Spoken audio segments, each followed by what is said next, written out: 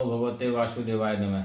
नमस्कार, मैं एस्ट्रोलॉजर वरुण प्रकाश ज्योतिष के आज के ब्लॉग में आप सभी दर्शकों का स्वागत करता हूं। ग्रहों के राजा सूर्यदेव 16 दिसंबर को राशि परिवर्तन करेंगे और धनु राशि में गोचर करेंगे और 14 जनवरी तक वो धनु राशि में रहेंगे। ग्रहों के राजा हैं तो इनके राशि परिवर्तन होने से 12 राशियों पे क्या प्रभाव पड़ेगा, क्योंकि राजा के स्थान परिवर्तन होने से जरूर कुछ न कुछ फर्क पड़ेगा। तो उन के स्थान परिवर्तन होने से 12 राशियों पे क्या प्रभाव पड़ेगा, इसके बारे में आज का वीडियो आपको बताऊंगा और अंत में आपको उपाय बताऊंगा। उपाय जानना आपके लिए जरूरी है। उपाय देखने के लिए आप पूरा वीडियो आप देखिए, बाद में आपको उपाय बताएंगे। उपाय आप करेंगे तो आपको समाधान मिलेगा। ग्रहों के राजा हैं, राजा कैसा भी हो, लेकिन अगर वो अपनी जगह से महल से इधर उधर जाता है तो अव्यवस्था फैलती है। जहाँ पे जाता है वहाँ के लोग डिस्टर्ब होते हैं, क्योंकि राजा है, स्वागत करना है। और महल से बाहर निकलते हैं तो महल में भी थोड़ा अव्यवस्था फैलती है कि वो नहीं है तो काम काज कौन देखेगा, कैसे करेगा। तो ऐसे ग्रहों के राजा अपना स्थान परिवर्तन कर रहे हैं, तो इनके स्थान परिवर्तन वैसे 12 राशियों पर प्रभाव पड़ेगा। उसके बारे में मैं आपको विस्तार पूर्वक बताऊंगा। मैं उसके पहले आपको ये बताना चाह रहा हूँ कि ये जो मैं आपके राशियों में प्रभाव बताऊंगा, ये आपके लग्न राशि और नाम राशि पे आधारित है। इससे बेहतर है कि आप और अधिक सटीक जानकारी के लिए अपने कुंडली का विश्लेषण कराएं, तो उसमें आपको और अच्छे से विस्तार पूर्वक बताया जा सकता है। क्योंकि आप कभी कभी ऐसा करते हैं कि आपने जो बताया था गुरुजी वो 100% सूट नहीं किया, हमको हमारी राशि के हिसाब से वो चीज़ें हुई नहीं। तो हो सकता हो कि आपकी कुंडली में आपके जन्म के स्थान पे ग्रहों का स्थान क्या रहा और आज के समय में ग्रहों का स्थान क्या है, उसके हिसाब से विश्लेषण करने के बाद ही आपके आधार पर बताया जा सकता है कि इस परिवर्तन का आपके क्या प्रभाव पड़ेगा और आपको क्या उपाय करना चाहिए। तो ये जो मैं अभी 12 राशियों पर प्रभाव बताऊंगा, ये आपके जन्म राशि और आपके लग्न राशि और आपके नाम राशि पे आधारित है। कुंडली का विश्लेषण कराइए, ज़्यादा बेहतर होगा। मित्रों, मैं बताना चाह रहा हूँ, मैं आगामी एक हफ्ते के लिए देश के बाहर रहूँगा। कुछ हमारे NRI लोग हैं जो हमसे कुंडली का विश्लेषण कराना चाहते हैं, तो उन्होंने हमारे आने जाने का प्रबंध और सब कुछ व्यवस्था किया है। मैं वहाँ पे जाके उनके बारे में कुछ बताऊँगा। लंबी योजना है, कम से कम एक हफ्ते का है। वीडियो लगातार आता रहेगा। मैं किसी स्थान पर भी रहूँ, लेकिन वीडियो आपको आता रहेगा। उन लोगों को बहुत बहुत बधाई जिन लोगों ने हमसे बीच में संपर्क करके अपने कुंडली का विश्लेषण कराया, उनको समाधान बताया गया, उन्होंने उस उपाय को किया और हमारे कार्यालय द्वारा भी कुछ उपाय उनको बता के किया गया, तो जिसको उनको शीघ्र लाभ हुआ और वो अपनी प्रतियोगी परीक्षा और जिन चीज़ों में रास्ता ढूंढ रहे थे उनमें उनको रास्ता मिला और उनका जीवन थोड़ा सुखमय हुआ। तो सबसे पहली राशि है मेष राशि। आपके सूर्य 5वें घर से देव होकर आपके 9वें घर में जा रहे हैं। सूर्य भगवान 5वें घर से निकल के आपके राशि के 9वें घर में होने जा रहे हैं। आपका कोई बिजनेस अगर एस्टेब्लिश है तो उसमें आपको भारी ग्रोथ दिखने को मिलेगा। बेरोजगार लोग जो हैं उनको नई जगह जॉब लगने का अवसर मिलेगा। कोई छोटा मोटा अगर आप बहुत दिनों से सपना देख के रखे हैं तो वो पूरा हो जाएगा। आपका परिवार के साथ या कुछ ऐसे फैसला लेके आप रखे गए हैं तो उन फैसलों में आपको सक्सेस मिलेगा। इंट्रेंस एग्जाम में जो विद्यार्थी प्रतियोगी परीक्षा की तैयारी कर रहे हैं उनका समय अनुकूल है, उनको खुशखबरी मिलेगी। कुछ आपने ड्रीम प्लान किया है ट्रेवल का तो वो आपका पूरा हो जाएगा। आप एक उपाय कीजिए। मैं उपाय सभी राशियों का बताऊंगा, अंत में सबके लिए एक छोटा सा उपाय बताऊंगा जो आप करेंगे तो आपको बहुत फायदा मिलेगा। मेष राशि वाले आपके लिए शुक्ल पक्ष के रविवार के दिन किसी प्राचीन मंदिर में सुबह शाम गौरी शंकर रुद्राक्ष चढ़ाने से सूर्यदेव की कृपा आपको बनेगी। दूसरी राशि है वृषभ राशि। सूर्यदेव आपके चौथे घर से होकर 8वें घर में जा रहे हैं, इसलिए बिजनेस पर्सन के लिए ये अनुकूल समय है। अपने बिजनेस को दूसरे फील्ड में एक्सपोर्ट आप कर सकते हैं। आपकी प्रोफेशनल ग्रोथ होने की संभावना है। बॉस से आपके अच्छे रिलेशन बन के रहेंगे। पिता के साथ थोड़ा मनमुटाव हो सकता है, इसलिए अपने शब्दों पर कंट्रोल कीजिए, कठोर वचन मत बोलिए। स्टूडेंट की लर्निंग एलिजिबिलिटी बढ़ेगी और उनके रिजल्ट में भी सुधार होगा। परिवार में हेल्थ के हिसाब से सब मिला के ठीक है, समय आपके लिए सामान्य रहेगा। अगली राशि है मिथुन राशि। अगर आप मिथुन राशि वाले अगर आप बिजनेस के लंबे समय से समस्या का सामना कर रहे थे, तो अब बिजनेस यूनिट में थोड़ा सा आपको परिवर्तन करके देखें, पॉजिटिव रिजल्ट आएगा। अगर आपका कोई बिजनेस था, बहुत दिन से स्टेब्लिश करना चाह रहे थे, नहीं हो पा रहा था, तो उसकी यूनिट है, आप उसको जगह थोड़ा परिवर्तन करके देखिए, तब आपको रिजल्ट अच्छा मिलेगा। बेरोजगार लोगों के लिए सुनहरा अवसर है, कुछ नया कौशल सीखने को मिलेगा, क्योंकि बहुत जल्दी उनके लिए बड़ा जॉब मिलने का ऑफर आ सकता है। परिवार में एकता बना के रखिए, इससे कोई आपका फ़ायदा न उठा सके। स्टूडेंट ओवर कॉन्फिडेंस न हो, क्योंकि ये आपके परफॉर्मेंस पे असर डालेगा। माता पिता की सेहत से सब का ख्याल रखिए, थोड़ी सी चिंता का विषय हो सकता है, माता पिता की सेहत का ख्याल रखिए। अगली राशि है कर्क राशि। बिजनेस यूनिट वालों के लिए सुनहरा समय है। आपकी वर्किंग स्टाइल और कस्टमर सपोर्ट ही आपका एडवर्टाइजमेंट होगा।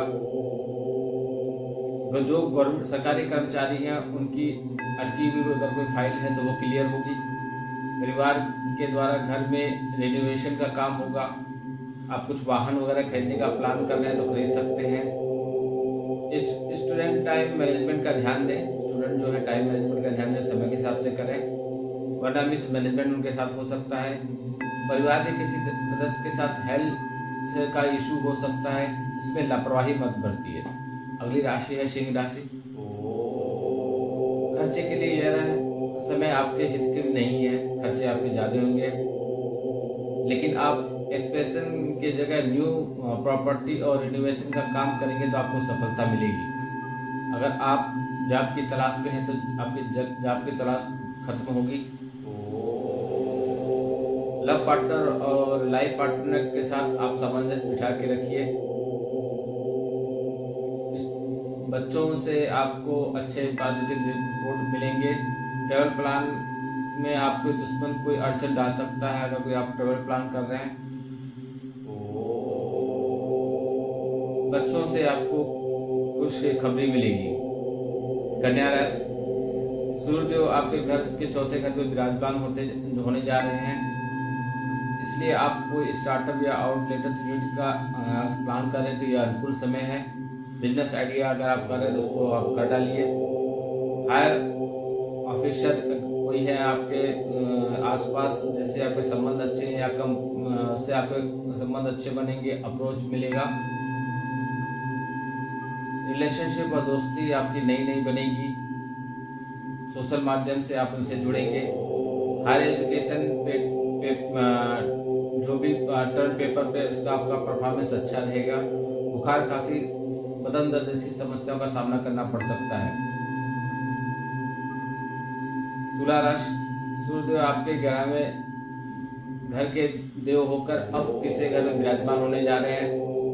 इसमें गवर्नमेंट एक्सपोर्ट इंपोर्ट कर रहे हैं लोग, या गवर्नमेंट जॉब में हैं, पावर एनर्जी से जुड़े हुए लोग हैं, फूड का काम कुछ करते हैं, फ्रूट वगैरह का काम करते हैं, ड्राई फ्रूट्स वगैरह का, उनके लिए उनके बिजनेस को ग्रोथ करने के लिए खुशखबरी मिल सकती है। ऑफिस में अचानक समस्याओं को सही करने की जिम्मेदारी आपके कंधों पे आ सकती है।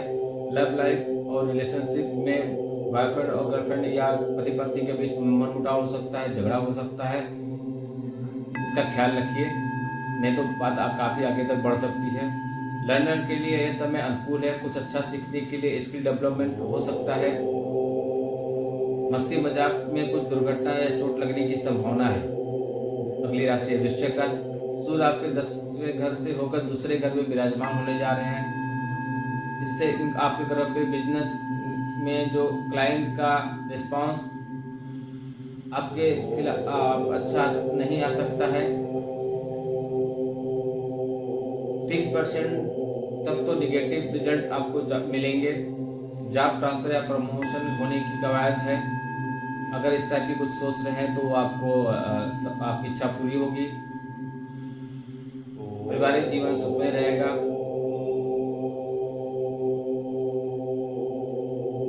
आपको इस मुश्किल समय में आप अच्छा परफॉर्मेंस करके दिखाएंगे, समझ लीजिए आपके सर पे हीरो का ताज आ जाएगा। अगर कोई बहुत बड़ा ट्रैवल प्लान कर रहे हैं, दूर तक जाने का सोच रहे हैं, तो कुछ दिन के लिए इसको आप रोक दीजिए, तो आपके हित में रहेगा। धनुराशि, सूर्य आपके नवम ग्रह के स्वामी होकर आपकी राशि में विराजमान होने आए हैं, आपके ही राशि में आ रहे हैं। तो आपके बिजनेस के कुछ लीगल परेशानी के कारण काम बिगड़ सकता है, लीगल एक्टिविटीज को हो सकती है, इसलिए सभी वर्क रिलेटेड पेपर को आप सुरक्षित रखिए, जिसको आप कभी अर्जेंट यूज कर सकें। अगर आप भाग्य की तलाश में हैं तो भाग्य के भरोसे न बैठिए, आपको मेहनत अधिक करना पड़ेगा, प्रयास अधिक करना पड़ेगा, क्योंकि भाग्य आपका साथ पूरी तरीके से नहीं दे सकता। फैमिली में छोटी मोटी समस्याओं के कारण प्रोफेशनल लाइफ में थोड़ी सी प्रभाव पड़ेगा। पर्सनल और प्रोफेशनल लाइफ में थोड़ा सामंजस्य बना के रखिए। स्टूडेंट जो है लव अफेयर में फालतू अपना समय व्यर्थ न करें। आप लोग जंक फूड और फास्ट फूड से थोड़ा दूरी बना के रखिए, क्योंकि पेट संबंधित समय अच्छा नहीं है। अगली राशि है मकर राशि। सूर्य आपके 8वें देव के घर होकर 12वें घर में विराजमान होने जा रहे हैं। अगर आप बिजनेसमैन हैं, फ्रूट, जूस, वीट, सेफ्रॉन या कपास वगैरह का कुछ आप बिजनेस कर रहे हैं तो उसमें आपको सफलता मिलेगी। गवर्नमेंट जॉब और प्राइवेट जॉब के करने वाले एम्प्लॉय वर्कलोड थोड़ा बढ़ जाएगा, आप इससे थोड़ा डिस्टर्ब महसूस करेंगे। आपके विरोधी जो है आपके परिवार में फूट डालने की कोशिश करेंगे। स्टूडेंट किसी और पर निर्भर न रहे, क्योंकि उनकी खुद की नैया खुद ही पार लगानी पड़ेगी, इसलिए भाग के भरोसे न बैठे, मेहनत करें। हेल्थ इशू को आप इग्नोर मत कीजिएगा। हेल्थ के जो भी आपके पास अगर आप समस्याएं दिख रही हैं तो आप उसको तुरंत समाधान कीजिएगा, इसको हल्के में मत लीजिएगा। आप कुंडली का विश्लेषण करें तो और अति उत्तम होगा। कुंभ राशि अगली राशि है। सूर्य 7वें घर के आस आपके घर के स्वामी होकर 11वें घर में विराजमान होने जा रहे हैं, इसलिए एडमिनिस्ट्रेशन सर्विस या गवर्नमेंट सर्विस से अगर कोई आपको संबंध है या नहीं भी संबंध है तो आपके उनसे अच्छे रिलेशन बनेंगे, और जो आपको कहीं ना कहीं से धन लाभ कराएगा। बेरोजगार लोगों को रोजगार मिलने की उम्मीद है। आप टेक्निक की सीख से कुछ अच्छा पैसा कमा लेंगे। आपका लव लाइफ और मैरिज लाइफ में रोमांस बढ़ेगा। स्टूडेंट को कुछ नया सीखने को मिलेगा। औद्योगिक परीक्षा में अगर वो तैयारी करें तो सफलता मिलेगी। आँख से संबंधित कुछ आपको परेशानी हो सकती है, उस पर आप सावधानी रखिएगा। कार्यक्रम का अंतिम पड़ाव मीन राशि। सूर्य आपके छठे घर से होकर 10वें घर में विराजमान होने जा रहे हैं। सूर्य देव का ये गोचर आपके बिजनेस में सपोर्ट मिलेगा। आपको गवर्नमेंट कॉन्ट्रैक्ट अगर इससे आप संबंधित प्रयास कर रहे हैं तो मिल जाएंगे। बेरोजगार लोग हैं उनको नया ऑफर मिलेगा। बिजनेस में आपको नया अपॉर्चुनिटी मिलेगा। फैमिली से पिता का संबंध बना के रखिए, मतभेद होने की संभावना है। आप सुबह शाम जब भी हो तो पिताजी को पेरेंट्स का माता पिताजी का चरण स्पर्श किया कीजिए, आशीर्वाद दिया कीजिए। जो स्टूडेंट अपने रिजल्ट का वेट कर रहे हैं मीन राशि वाले, आपको अच्छा परिणाम मिलेगा। हेल्थ से संबंधित कुछ भी अगर छोटी इशू भी है तो आप इग्नोर मत कीजिए। इन चीज़ों पे आप बिल्कुल इग्नोर मत कीजिए और तुरंत डॉक्टरी सलाह लीजिए। मित्रों, मैं सभी 12 राशियों के लिए बता रहा हूँ। सूर्यदेव को मजबूत करना है तो माता पिता का आप नित्य आशीर्वाद लीजिए, चरण स्पर्श कीजिए। अगर वो आपके साथ नहीं है तो फोटो का चरण स्पर्श कीजिए, उनका ध्यान बराबर लगाए रखिए, ध्यान में हमेशा रखिए, हमेशा स्मरण कीजिए, आशीर्वाद हमेशा लेते रहिए। सूर्यदेव इससे आपके मजबूत होंगे। सूर्यदेव को मजबूत करने के लिए आपको दूसरा उपाय होगा, सुबह उठ के आप नहा धो के स्वच्छ वस्त्र धारण करके एक तांबे के लोटे में लाल मिर्ची के बीज, जो चिली सीड्स बोलते हैं, लाल मिर्ची के 7 बीज और लाल कुमकुम एक तांबे के लोटे में आप ले लीजिए। मिक्स करके सूर्यदेव को जल चढ़ाइए, और जल चढ़ाते समय आप अगर आप संस्कृत में मंत्र नहीं बोल सकते तो आप हिंदी में बोलिए। सारे भाषा भगवान के लिए एक ही बराबर है।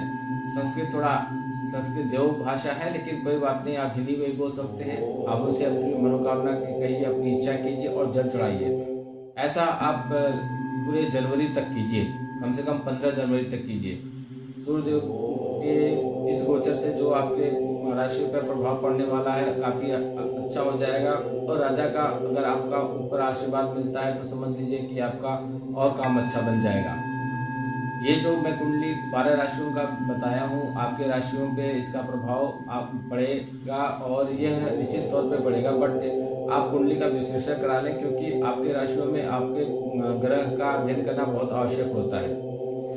जो लोग हमसे मिल के संपर्क करना चाहते हैं वो लोग आने वाले कल के बाद से 1 हफ्ते हमसे नहीं मिल पाएंगे, क्योंकि मैं आउट ऑफ कंट्री हूँ और वहाँ पे मैं वीडियो वगैरह चीज़ें बताता रहूँगा। टेलीफोनिक संपर्क कर सकता हूँ। आप लोग हमारे कार्यालय में संपर्क कर लीजिए, वहाँ से टेलीफोन के माध्यम से अपॉइंटमेंट ले लीजिए। मैं जहाँ भी रहूँगा तो बाद में आपको टेलीफोन के द्वारा बात कर लिया करूँगा, लेकिन आप कार्यालय के नंबर पर संपर्क करके अपना अपॉइंटमेंट ले लीजिए।